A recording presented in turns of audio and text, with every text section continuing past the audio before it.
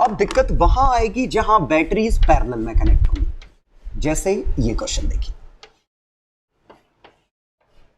अब आप 2 ओम और ये 2 वोल्ट ये तो कंबाइन नहीं कर सकते, ठीक है।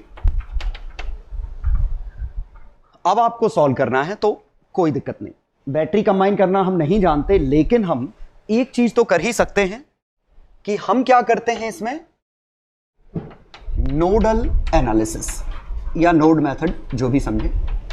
हम इसमें क्या कर रहे हैं, किसी एक पॉइंट का वोल्टेज एज्यूम कर लेते हैं। तो मैंने इसका वोल्टेज एज्यूम कर लिया 0, तो इसका वोल्टेज कितना आ गया 5, एक किसी का एज्यूम कर लिया। मैंने पिछले क्लास में बताया भी था कि किसी एक की ग्राउंडिंग करने से कोई फर्क नहीं पड़ता, किसी एक की, तो इसको 0 मान लो, रेफरेंस ही तो है, रेफरेंस चूज कर लिया। ये 0 है, ये 5 है। अब ये 0 है तो ये भी 0 है, ये भी 0 है। अब जरा समझिए, ये 5 है तो आप इसका नहीं निकाल सकते, क्यों? क्योंकि यहां चेंज आएगा IR का, और करंट तो हमें पता नहीं है, लेकिन आप यहां से तो निकाल सकते हो। ये 0 है तो ये कितना है, -2, घट गया, तो ये भी कितना है, -2। और अब जरा सोचिए, -2 और 5 रेजिस्टेंस के अक्रॉस पोटेंशियल डिफरेंस मिल चुका है, तो करंट कितना गया, 5 - -2/1, 7 एंपियर। 5 - -2/1, यहां से आया 7 एंपियर।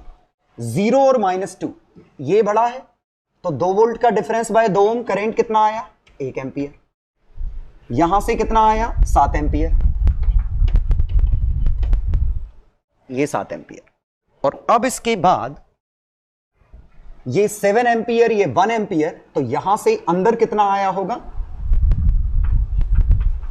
8 एंपियर। क्लियर?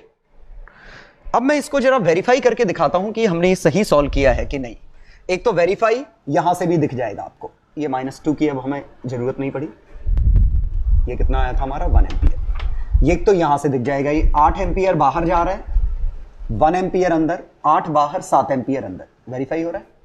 ये मैं कंजर्वेशन ऑफ एनर्जी से वेरीफाई करता हूं। जरा देखें, ये 5 वोल्ट की बैटरी कितनी एनर्जी सप्लाई कर रही है, तो energy supplied by 5 volt. 5 volt ने 5 × 7 35 वॉट। एक बैटरी ये है और ये भी सप्लाई ही कर रही है, देखो वोल्टेज इंटू करंट सप्लाई कर रही है। 2 वोल्ट ने 8 × 2 16 वॉट। अब जरा लॉस देखें, I²R, इसका लॉस कितना है, I²R 49 वॉट। एक और रेजिस्टेंस इसका है I²R 1² × 2 2 वॉट, 51 वॉट, और ये भी तो 51 वॉट ही है, मतलब सही सॉल्व किया है, तो कंजर्वेशन ऑफ एनर्जी वेरीफाई हो जाएगा आपका। तो पहली कैटेगरी तो हमने ये डिस्कस की जहां पे हम सभी के वोल्टेज लिख पा रहे हैं, मतलब क्या कर रहे हैं, किसी एक पॉइंट को नोड मान ले रहे हैं और सभी की वैल्यूज लिख दे रहे हैं, सभी का करंट आपको मिल जाएगा।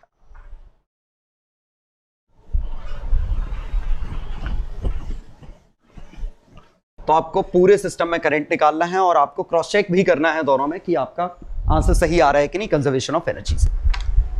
ठीक है, करो, हो जाए तो वापस आना। चलो तो देखें अप्रोच क्या है, आपकी मर्जी, किसी को भी 0 लो। तो मैंने इस पॉइंट को 0 लिया। नोड मतलब क्या है, जंक्शन पॉइंट, जैसे ये 0 है, एक जंक्शन ये। अब ये 0 है तो यहां से आते तो IR का चेंज आता, यहां IR, लेकिन आप यहां से आते तो इसका वोल्टेज सीधे 2 वोल्ट लिख सकते हैं। अब ये 2 वोल्ट लिख चुका हूं। अब मुझे इससे जाने वाला करंट चाहिए, तो इसके अक्रॉस डिफरेंस चाहिए, सीधे सीधे मिल गया। ये 2 वोल्ट है, 6 घट गया, कितना बचा, ये -4 वोल्ट। अब ये 0 है, ये -4 है, तो करंट कितना है, अंदर की तरफ, हाई टू लो, कितना, 2 एंपियर। अब जरा यहां देखें करंट कितना है, ये 2 वोल्ट, इसका नहीं पता, लेकिन ये 0 है तो इसका हमें पता है, कितना, -4 वोल्ट। और ये 2 वोल्ट, ये -4 वोल्ट, 6 वोल्ट, तो करंट कितना आया, 6 एंपियर। और देखिए 6 बाहर गया, 2 अंदर आया, तो यहां से 4 अंदर आया होगा। जरा देखिए, वो ब्रांच जिसमें प्योर बैटरी है, उसका करंट निकालने के लिए आपको ओम्स लॉ नहीं लगा सकते, V = IR, R तो है ही नहीं, बाकी का निकालो, करस्पॉन्डिंग इसका आ जाएगा। अब जरा देखते हैं हमने सही किया है कि नहीं। तो एनर्जी सप्लाइड बाय बैटरीज तो 6 वोल्ट ने कितनी दी वो देखते हैं। 6 वोल्ट में करंट 2 एम्पियर ऐसे उसी डायरेक्शन में 24 सप्लाई कर रही है, ये भी सप्लाई कर रही है। 2 वोल्ट ने 4 और 2 8 वॉट, 4 वोल्ट ये भी सप्लाई ही कर रहा है 24। ठीक है 56। अब पावर लॉस एट रेजिस्टेंस, एक इस पे है 2 स्क्वायर इंटू 2, एक इस पे है 6 square into 1, 6 square into 1।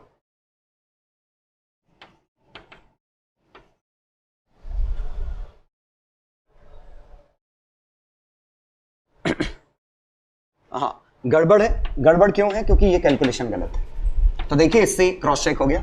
IR 6 volt into 2 होना चाहिए, ये 12 होना चाहिए। ठीक है 12 और 8 20 और 24 44, अब मैच कर रहा है, तो ये बड़ी अच्छी चीज है। तो इससे ये एग्जांपल मिल गया कि अगर हम कहीं गलत कैलकुलेशन कर दें तो इससे मदद मिल जाती है। ठीक है वैसे ना करें तो अच्छा है। चलो क्वेश्चन 2 देखिए, ये हमने 0 लिया, ये हमने लिया 6, तो ये हमारा 0, 6 माइनस 0 और 2, तो 6/2 3 एम्पियर। ये 0 है तो ये कितना है 2। अब देखिए ये 2 है तो ये कितना हो गया 0, तो यहां से कितना आया 3 एम्पियर। अब यहां देखिए ये 0 है तो ये -2 है, -2 और 2 का डिफरेंस 4, 4 एम्पियर अंदर। ठीक है अब जरा क्रॉस चेक कर लेते हैं। 4 एम्पियर अंदर, 3 एम्पियर इधर, तो यहां से आया 7 एम्पियर। अब यहां से 3 एम्पियर और 3 एम्पियर, तो यहां से कितना आया 6 एम्पियर। अब इस वाले पे देखिए 4 एम्पियर बाहर, 3 एम्पियर अंदर, मतलब यहां से 1 एम्पियर अंदर। इस पॉइंट पे देखें 4 एम्पियर बाहर, 3 एम्पियर अंदर, मतलब 1 एम्पियर अंदर, यहां से 1 एम्पियर अंदर है। अब जरा सोचिए 7 एम्पियर अंदर आया, 1 बाहर निकला, मतलब यहां से 6 एम्पियर बाहर निकला होगा, और ये मैच कर गया, इसका मतलब ये वेरीफाई हो चुका है। ठीक है अब आप इसको कंजर्वेशन ऑफ एनर्जी से कर लो, जैसे करना है सभी से वेरीफाई होगा। ये आंसर है नोडल एनालिसिस या नोड मेथड, इसको सॉल्व करने के लिए। नोड मेथड का कॉन्सेप्ट सिंपली क्या है कि इस पूरे में, जैसे मैंने बात की थी कि बैटरी में जैसे 6 वोल्ट की बैटरी है, तो हमने ये कहा था इन दो के अक्रॉस पोटेंशियल 6 वोल्ट है। इसका अगर x वोल्ट है तो इसका x + 6 है। अब थ्रू आउट दिस हमें वोल्टेज किसी भी पॉइंट का नहीं पता, तो हम एज्यूम कर लेंगे किसी एक पॉइंट का वोल्टेज, फर्क नहीं पड़ने वाला है आंसर से। तो हम किसी एक पॉइंट का वोल्टेज एज्यूम कर लेंगे। सहूलियत के लिए मैं एक रेजिस्टेंस कम कर दे रहा हूं। चलो तो मैंने माना इसका वोल्टेज 0 है। अब देखिए यहां से बैटरी को क्रॉस करोगे कितना आएगा वोल्टेज 6। अब यहां से यहां कितना आएगा आप नहीं बता सकते, क्यों? क्योंकि इस पे IR का ड्रॉप होगा और I तो हमें पता ही नहीं है, तो आप इस पॉइंट का वोल्टेज नहीं जानते। तो इसका 0 है तो आपको यहां का वोल्टेज नहीं पता क्योंकि करंट नहीं पता, तो इसको X मान लें। अब ये 6 है तो ये भी 6 है क्योंकि कंडक्टर ही है, और अच्छी बात है ये 6 है, और बैटरी में ऐसे अगर जाओगे तो 2 वोल्ट का डिक्रीमेंट होगा। तो इस तरह से हमें X की वैल्यू पता है 4। यहां जाके पता नहीं था, लेकिन अगर मैं यहां से यहां गया तो 0 से 6 हो गया, इट इज 6। 6 में 2 का डिक्रीमेंट 4। अब नोड्स क्या होते हैं? नोड्स ये हैं, ये जंक्शन पॉइंट्स। हमें इसका भी वोल्टेज पता है, इसका भी वोल्टेज पता है। इसका मतलब हम करंट डायरेक्ट लिख सकते हैं, जैसे यहां पे इस एंड पे 6 वोल्ट, इस एंड पे 4 वोल्ट, तो potential difference 2 volt, 2 volt by 2 ohm, current कितना आया 1 एम्पियर। अब जरा यहां देखिए ये 0 वोल्ट है, ये 4 वोल्ट है, तो हाई वोल्टेज से लो वोल्टेज करंट फ्लो करेगा। 4 - 0 / 1 कितना बना 4 एम्पियर, और यही 4 एम्पियर यहां है। और अब शायद आप यहां समझ गए होंगे यहां कितना है।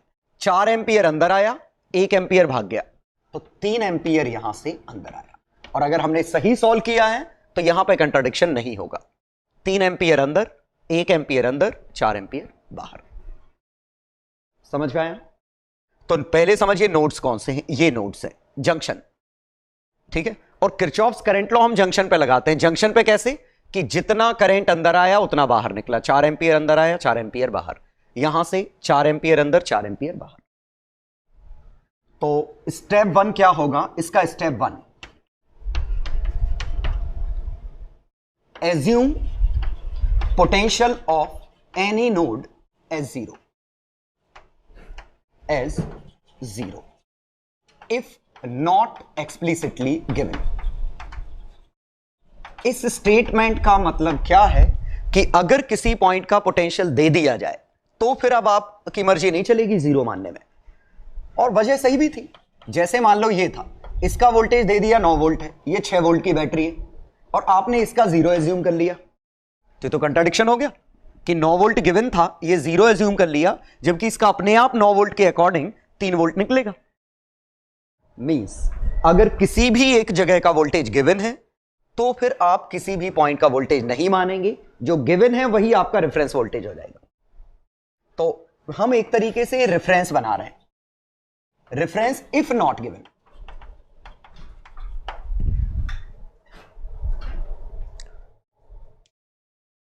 ठीक है, तो रेफरेंस इफ नॉट गिवन हमने ये बनाया। पहला step 2, find voltages of all nodes. ठीक है, if not known assume variable, assume variables. ठीक है, स्टेप 3,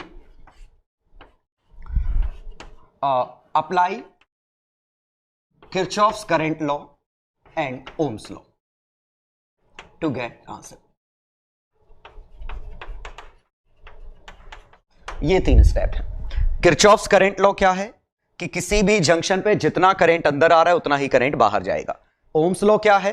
ओम्स लॉ अच्छे समझिएगा, प्योर रेजिस्टेंस के अक्रॉस अगर voltage difference V2 minus V1 है तो हाई वोल्टेज से लो वोल्टेज करंट ये है। ध्यान दीजिए, प्योर रेजिस्टेंस के अक्रॉस आप यहां नहीं लगा सकते। जैसे 6 ओम 2 वोल्ट और आप यहां लगा दो कि इसके अक्रॉस डिफरेंस 8 वोल्ट है और आप कहो कि करंट आएगा 8/6, गलत है। आपको इसके अक्रॉस चाहिए, इस सिस्टम के अक्रॉस नहीं। इवन पिछली क्लास में मैंने बताया भी था कि इवन हमें डायरेक्शन पता नहीं होगी अगर हमें ये बैटरी पता ना होती।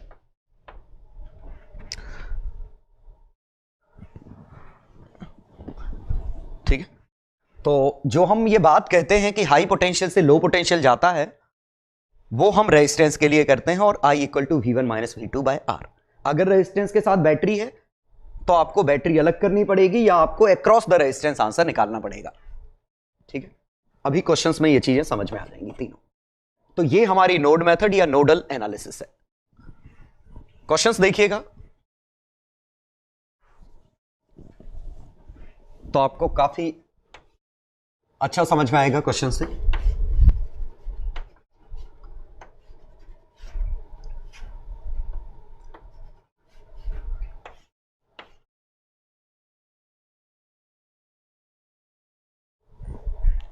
जैसे ये क्वेश्चन है, ऐसे ले लेता हूं सो दैट थोड़ी मेहनत कम लगे।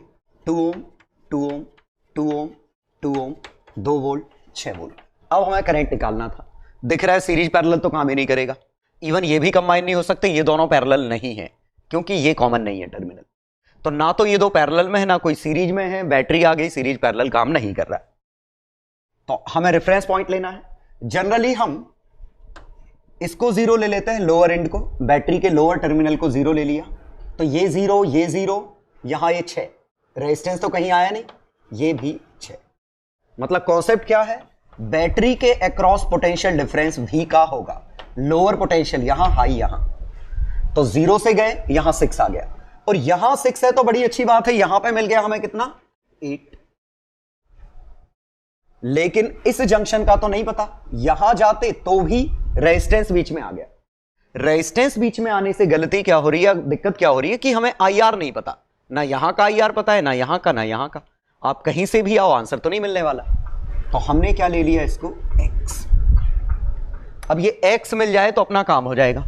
तो ये दूसरा स्टेप हो गया। अब हमें ओम्स लॉ और किरचॉफ्स लॉ लगाने हैं, और किरचॉफ्स लॉ मैं लगा रहा हूं इस जंक्शन पे। और कैसे, अगर मैं 3 करंट मान लूं, एक बाहर जाते हुए, एक इस तरफ जाते हुए, एक इस तरफ जाते हुए, तो तीनों बाहर जाने वाले करंट का सम 0 होगा। रियलिटी यह है कि ऐसा हो ही नहीं सकता तीनों बाहर जाए। 2 बाहर जाएगा, एक अंदर आएगा, मतलब इनमें से एक ना एक टर्म नेगेटिव आएगा। तो हमें इससे फर्क नहीं पड़ेगा नेगेटिव आएगा पॉजिटिव आएगा, अपना आंसर अपने आप सही आ जाएगा। तो देखें, हमने जो एरो माने तीनों बाहर। तो अब किरचॉफ्स करंट लॉ क्या कह रहा है कि अगर मैं इसे I1 मानूं, इसे I2 मानूं, इसे I3 मानूं, तो I1 plus I2 plus I3 0। I1 कितना है, प्योर रेजिस्टेंस X/2, ये I1 है। I2 pure resistance X-8/2। I3 pure resistance X-6/2 equal to 0। ठीक है, ये 2 तो उधर जाके कट गया, 14, X is equal to 14/3 volt. अब X की वैल्यू 14/3 आने से फायदा क्या हुआ ये देखते हैं।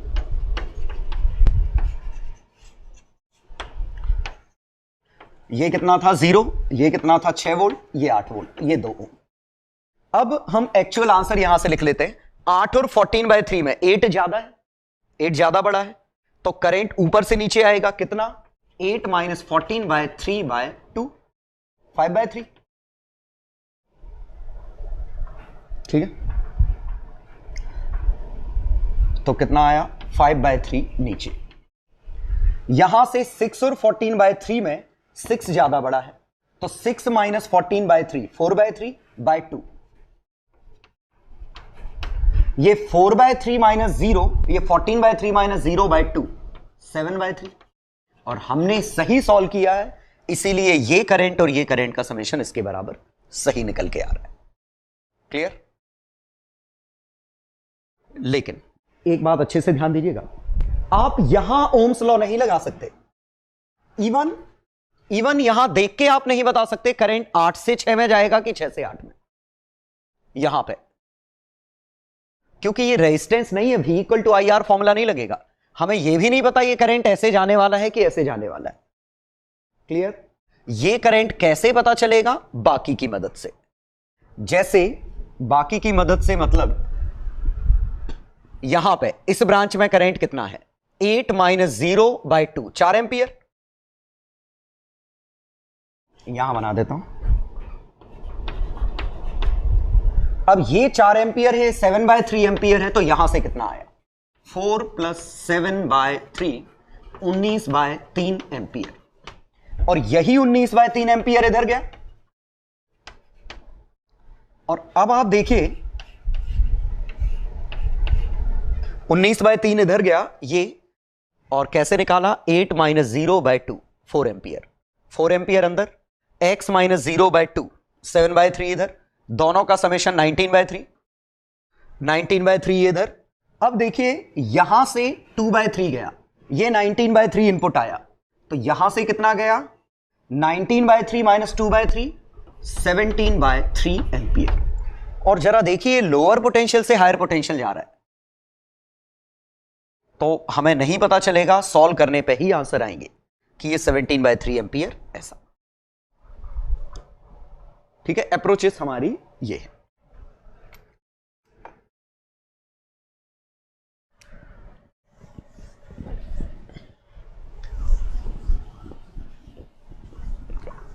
एक और एग्जांपल देखते हैं, फिर क्वेश्चन दे। अगला एग्जांपल है,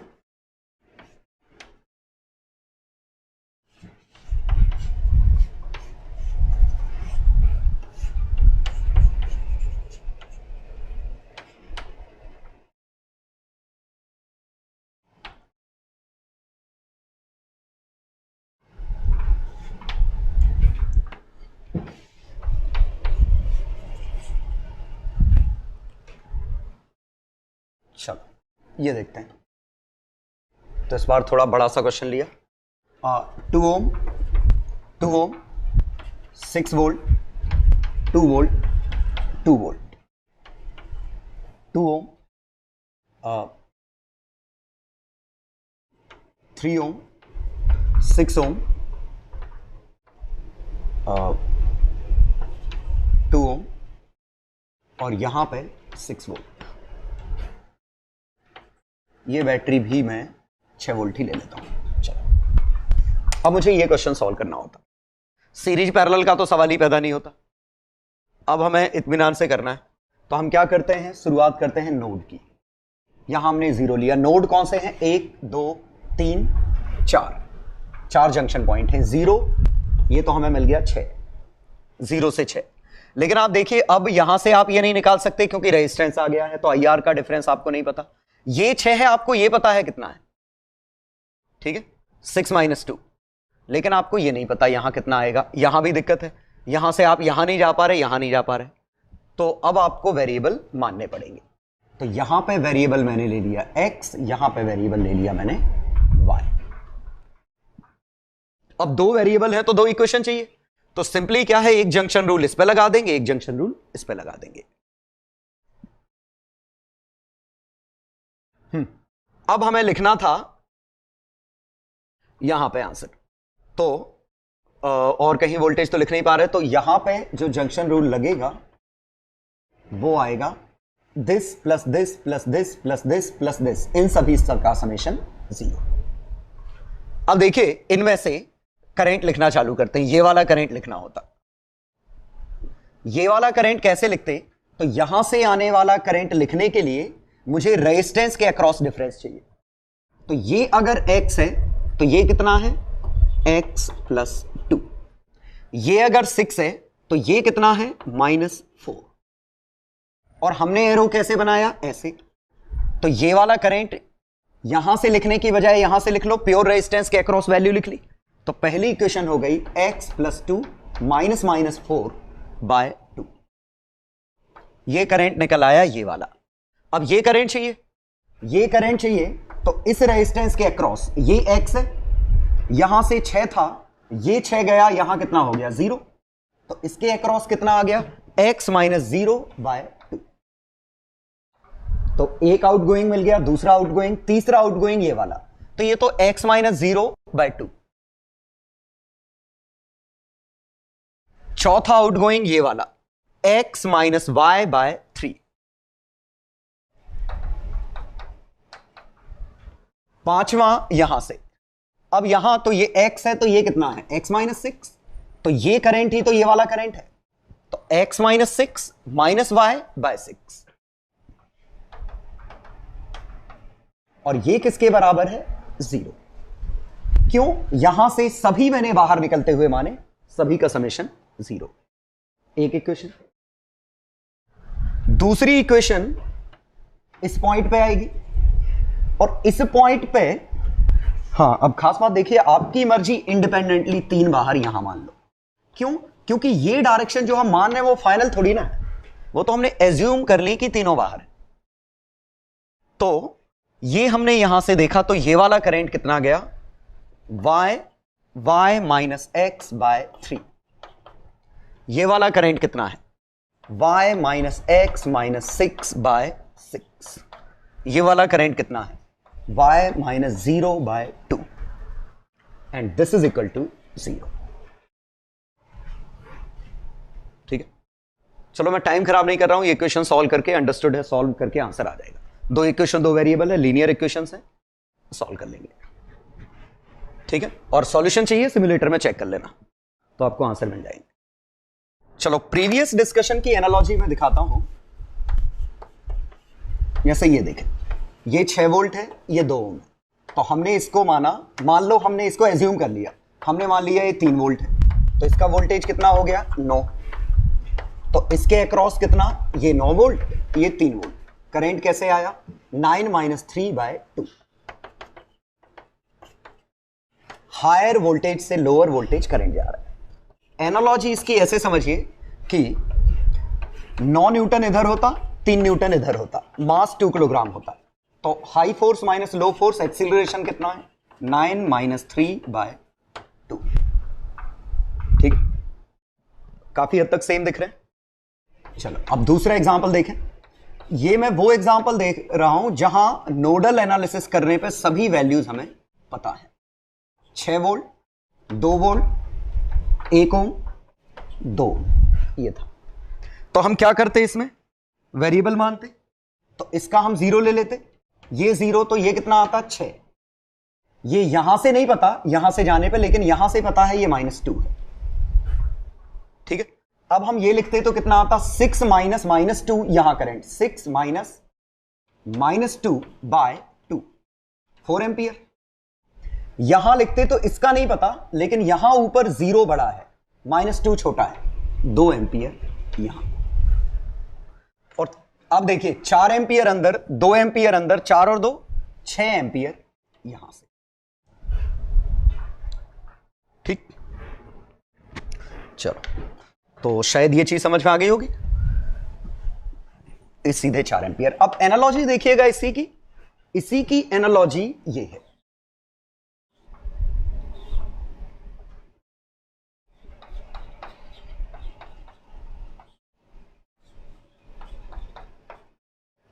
इसको मैं, घबराइए मत, बड़ी सिंपल सी एनालॉजी। चलो जैसे ये एनालॉजी थी, ये 2 किलोग्राम, ये 2 किलोग्राम, यहां पे मैंने लगाया मान लीजिए 30 न्यूटन। अब ये 30 न्यूटन लगाया, तो अब यहां से अगर ये 30 है तो ये हमें पता है 15, ये हमें पता है 15 न्यूटन। तो इसका एक्सीलरेशन सीधे मिल गया। ये 30 है तो ये 15, ये 15 है, ये 20 है। हमें हर फोर्स पता है, तो अब इस पे एक ही फोर्स लग रहा था 15, तो इसका एक्सीलरेशन इधर आ गया 15/2। इस पे 20 माइनस 15, 5/2। ये काफी हद तक ऐसे ही तो हुआ, हमें इसका भी ड्रॉप पता है, इसका भी ड्रॉप पता है, दोनों जगह से करंट आ गया। अब जरा यहां सोचिए, what is the current passing through this battery. Battery से करंट पूछा है तो V = IR तो नहीं लगेगा, तो हम इसका करंट ओम्स लॉ से नहीं निकाले हैं। इसका करंट कैसे निकाला है, किरचॉफ्स लॉ से। कंस्ट्रेंट कि 4 एंपियर अंदर, 2 एंपियर अंदर, 6 एंपियर इधर, तो ये ओम्स लॉ नहीं है, ये हमने किरचॉफ्स करंट लॉ लगाया। अब इसी की एनालॉजी हमसे पूछा होता, बताओ इसका एक्सीलरेशन कितना है, तो गड़बड़ी तो फिर हो जाती, क्योंकि 30 ये है, 30 न्यूटन, फोर्स तो कट गए, मास भी 0 है। पुली का फोर्स भी 0 होता है, मास भी 0 होता है, तो 0/0 कुछ भी हो सकता था। मतलब पुली का एक्सीलरेशन आप न्यूटन्स लॉ से नहीं निकाल सकते, लेकिन कंस्ट्रेंट से तो निकाल सकते हैं। तो कंस्ट्रेंट से हम कैसे निकालेंगे, बिल्कुल आसान। अब बाकी का आंसर मुझे मिल चुका है, तो ये अगर 2.5 से जा रहा है तो ये भी 2.5 से इधर जा रहा है, और ये वाला 0.5/2 से ऊपर उठ रहा है। ये वाला 15/2 से नीचे है, तो ये भी 15/2 से नीचे है। अब याद करिए, इन दोनों का एवरेज ही तो इसके पास है, तो इसका एक्सीलरेशन दिस 15/2 माइनस 5/2/2, 2.5 मीटर पर सेकेंड स्क्वायर। तो पुली का एक्सीलरेशन हमने, सॉरी पुली है, पुली का हमने एक्सीलरेशन कैसे निकाला, कंस्ट्रेंट से, कि इन दोनों का एवरेज इसके पास है। यहां इससे जाने वाला करंट कैसे निकाला, इस तरीके से। तो शायद एनालॉजी समझ में आ गई होगी कि हमें हर जगह का वोल्टेज पता है, हर जगह का करंट पता है, सिर्फ कंस्ट्रेंट ये था कि इसका क्या निकालें, दिक्कत ये आ रही थी। तो किरचॉफ्स करंट लॉ, यहां भी सभी फोर्सेस पता थे, सभी के एक्सीलरेशन पता थे, पुली के एक्सीलरेशन इस तरीके से निकाल लिए। तो बहुत क्वेश्चन किए होंगे आपने इस तरह के न्यूटन्स लॉ में। अब तीसरी एनालॉजी जरा देखिएगा, है कॉमन सेंस ही तीसरा भी। तीसरी एनालॉजी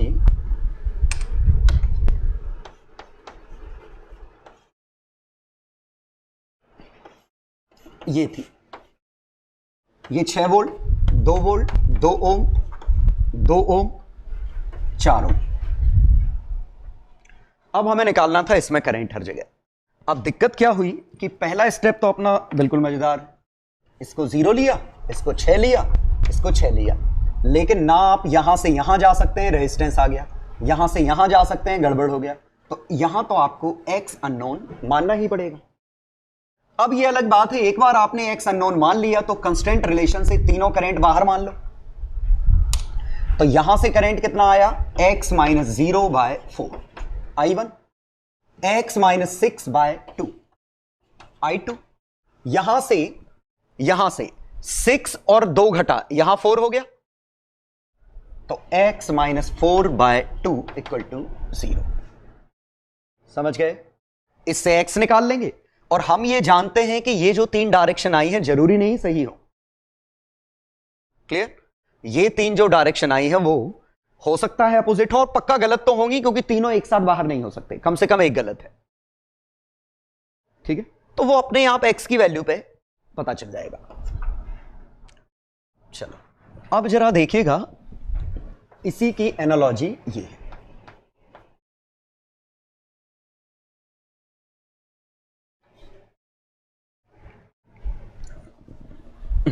पिछला ही क्वेश्चन लगभग ले रहा हूं मैं, जैसा पिछला था।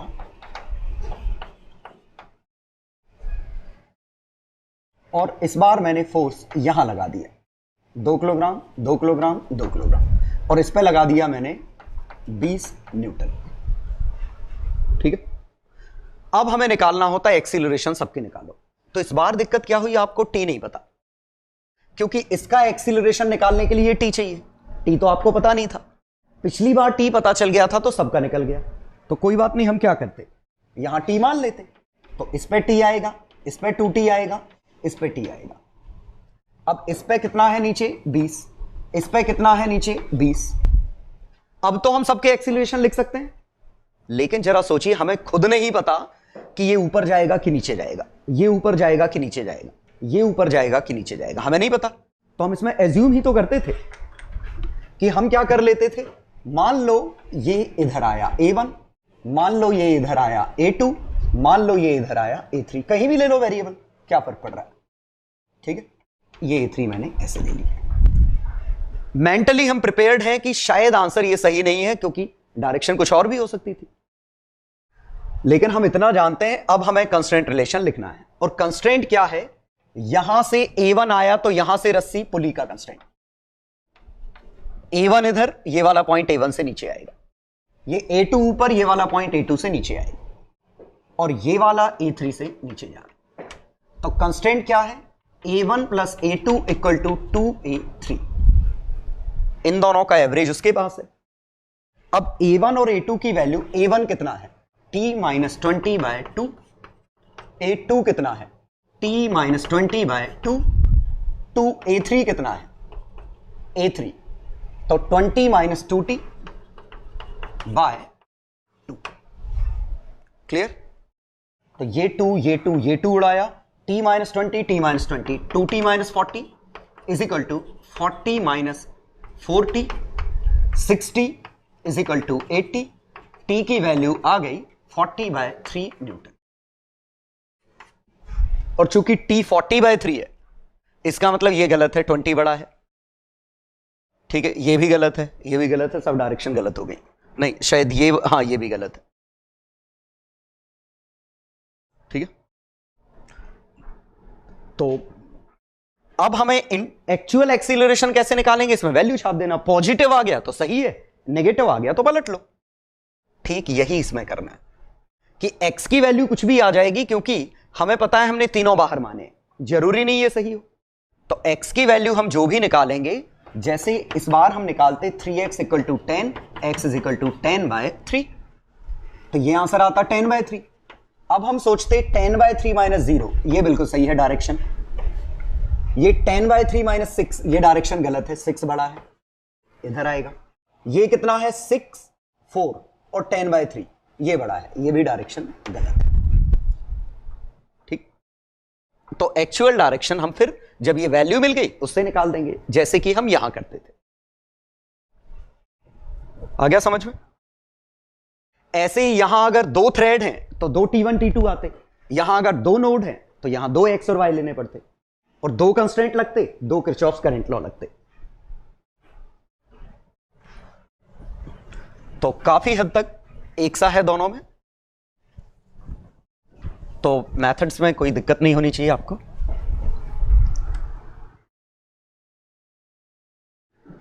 कुछ क्वेश्चन दे रहा हूं, करिएगा।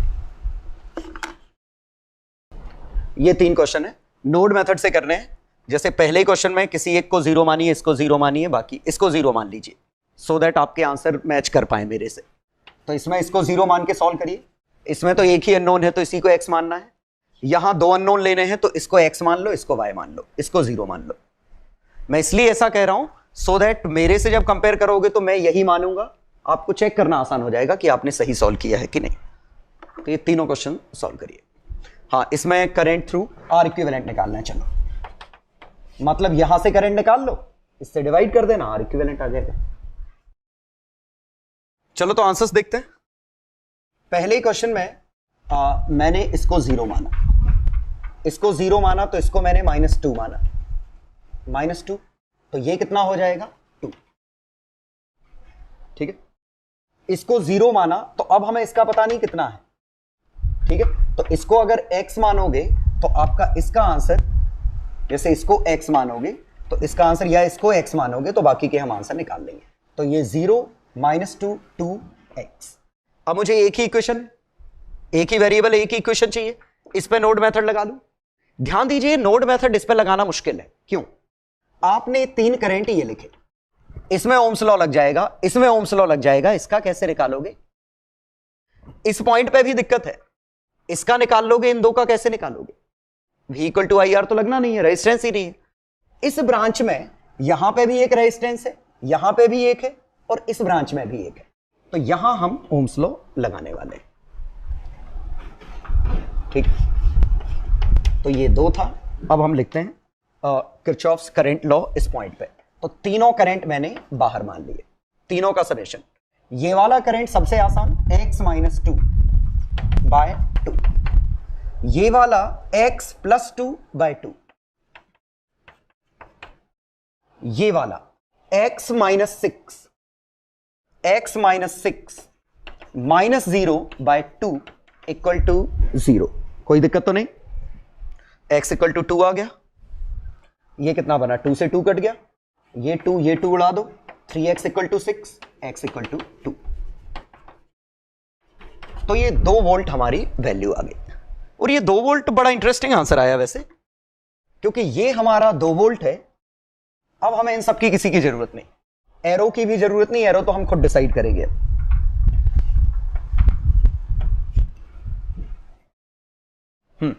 अब ये 2 वोल्ट और ये भी 2 वोल्ट था, तो यहां से तो करंट ही नहीं गया। ये 2 वोल्ट और -2 वोल्ट, यहां से करंट कितना गया, 2 एम्पियर। अब गारंटीड अगर ये 2 एम्पियर है तो ये भी 2 एम्पियर आया होगा। वेरीफाई करते हैं, ये 2 है तो ये कितना है, 2 - 6 -4, और ये -4, ये 0, डिफरेंस कितने का है, 4 का, मतलब 2 एम्पियर नीचे। वेरीफाई हो गया, मतलब हमने सही सॉल्व किया। चलो अब हम बाकी आंसर निकाल लेते हैं। तो 2 एम्पियर यहां से नीचे आए। अब देखिए, यहां करंट 0 है, यहां से 2 एम्पियर है, यहां से करंट है ही नहीं, तो जहां से करंट है नहीं उसको हम हटा सकते हैं, हटा दिया। इस ब्रांच से करंट हमें पता है 2 वोल्ट -0 कितना, 1 एम्पियर, और ये ब्रांच तो थी ही नहीं, तो 1 एम्पियर इधर, तो 1 एम्पियर इधर, 1 एम्पियर ऐसे घूम के आ गया। अब 2 एम्पियर अंदर आया, 1 एम्पियर बाहर निकला, तो 1 एम्पियर यहां से अंदर आया। वेरीफाई करो, 1 एम्पियर अंदर, 1 एम्पियर अंदर, 2 एम्पियर बाहर, सब कुछ सही है। तो जो भी पूछा था, पता नहीं क्या पूछा था, अब निकाल लेना। ठीक है, सेकेंड क्वेश्चन में पोटेंशियल ऑफ नोड, तो इसका पोटेंशियल x मान लो, तीनों करंट बाहर निकलने वाले 0 कर दो। अब ये वाला लेफ्ट वाला current x - 0/2, vertically down, x - 6 -2, x - 6 -2। हमेशा जिस तरफ एरो है ये बड़ा मानेंगे, ये छोटा मानेंगे, और यहां से x - 2/1 = 0। ठीक है, एलसीएम ले लो, x + x - 8 + 2x - 4 = 0, x = 3। तो वोल्टेज ऑफ नोड आ गया 3। और कुछ पूछा था? करंट थ्रू लोअर ब्रांच, तो ये 3 आ गया, तो ये 3 आ गया 3, ये -3, ये 2, डिफरेंस आया 5 का, 5/2 एम्पियर ऊपर।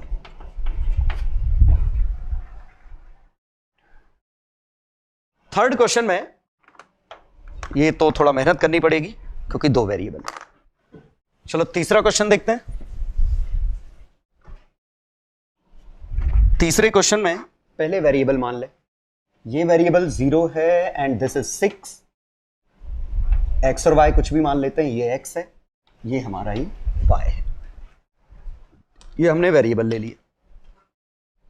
अब हमें करंट चाहिए, तो करंट इसमें निकालने के लिए चलो नोड मेथड ही यूज कर रहे हैं जो हमने पढ़ा है। तो यहां से 3 करंट लिखे, 1 2 3, तीनों करंट का समेशन 0।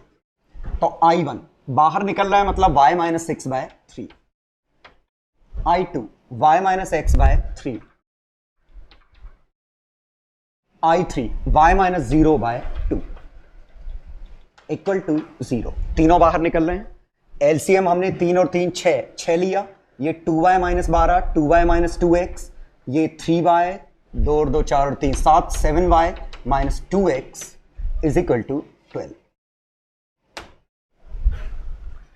ये पहली इक्वेशन। दूसरी इक्वेशन हम यहां से लेते हैं, तीनों करंट इंडिपेंडेंटली हम फिर से बाहर ले सकते हैं, हम सिर्फ इक्वेशन लिखने की लिख रहे हैं। तो यहां से लिखते x - 6/3, x - 6/3, x - y/3, x - 0/5 equal to 0। LCM हमने लिया, कितना आया 15, तो 5x 10x 3, 13x minus 5y is equal to 30। Equation 1, equation 2। इसमें 13 का मल्टीप्लाई करो, 91 - 26, 12 × 13। इसमें 2 का मल्टीप्लाई करो, 26x - 10y equal to 60। Add कर दो, x कट गया, 91 और 10 81/12 × 13 + 60 बाय 81।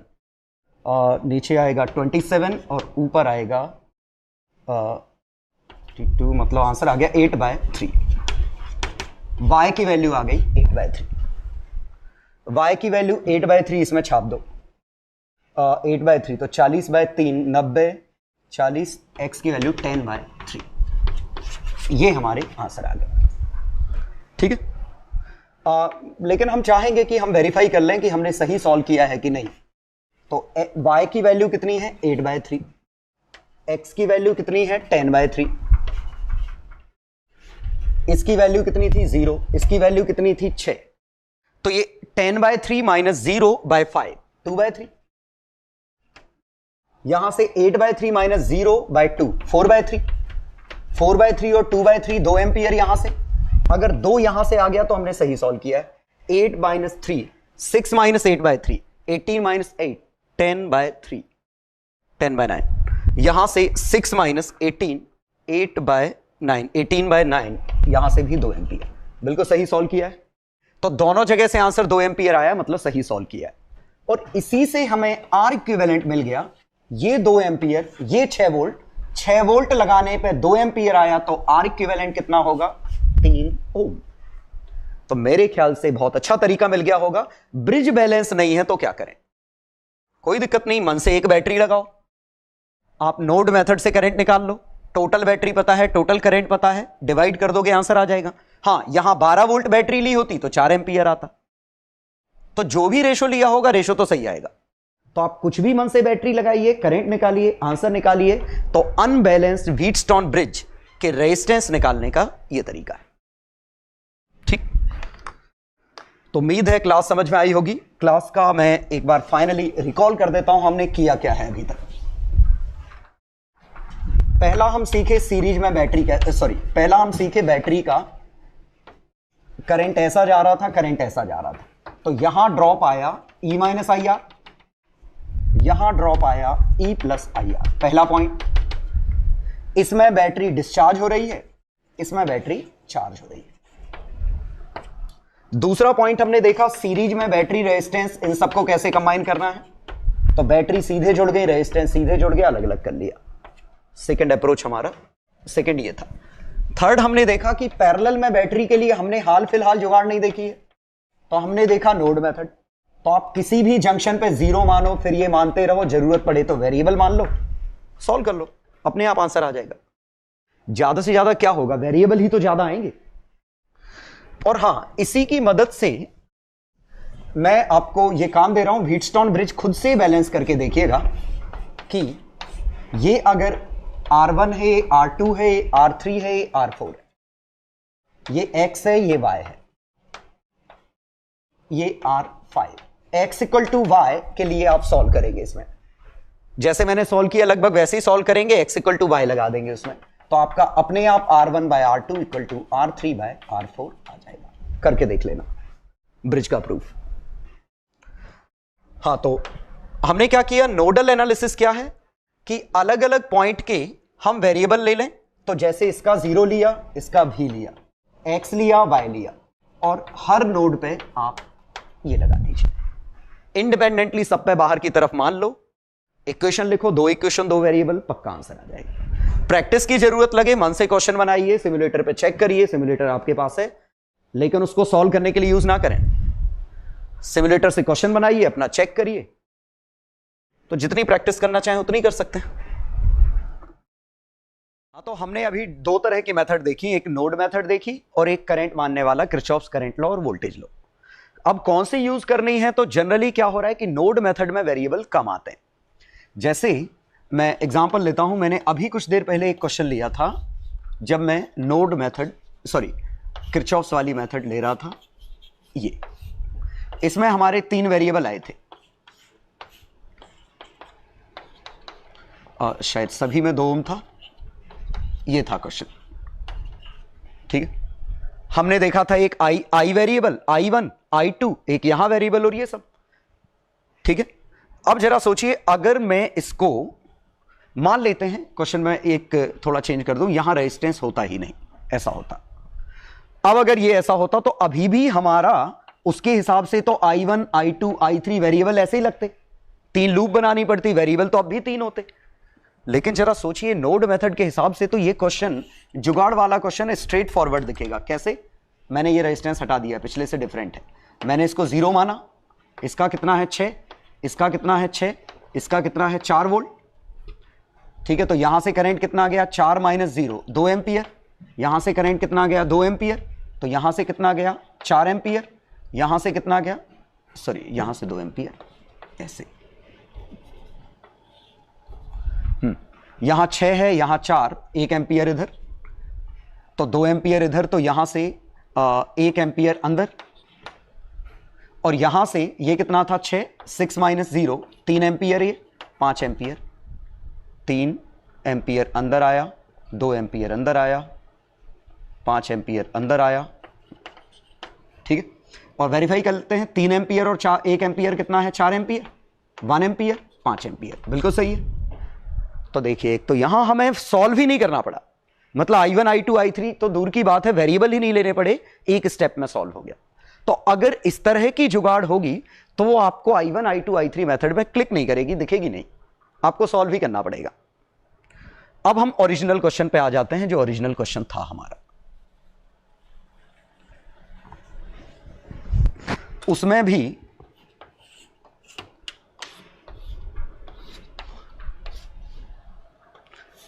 ये था।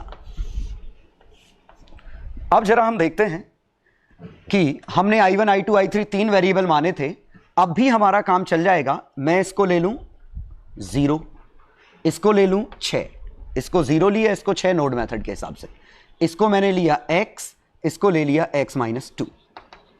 ये अगर x है तो ये x माइनस 2 है। अब जरा समझिए, एक ही वेरिएबल तो है x, तो काफी पावरफुल चीज आ गई ये नोड मेथड। लेकिन with great power comes great responsibility. ठीक है, सुना होगा, देखा भी होगा।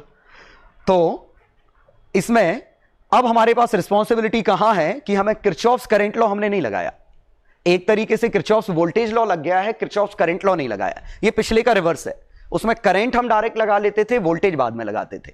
इसमें वोल्टेज हमने हर पॉइंट का मान लिया है, मतलब अपने आप किरचॉफ्स वोल्टेज लॉ लग गया है, Kirchhoff's current law is yet to be applied. लेकिन जरा एक बात देखिए, हमने यहां से 3 करंट माने, 1 2 3, और तीनों का समेशन 0 करना है।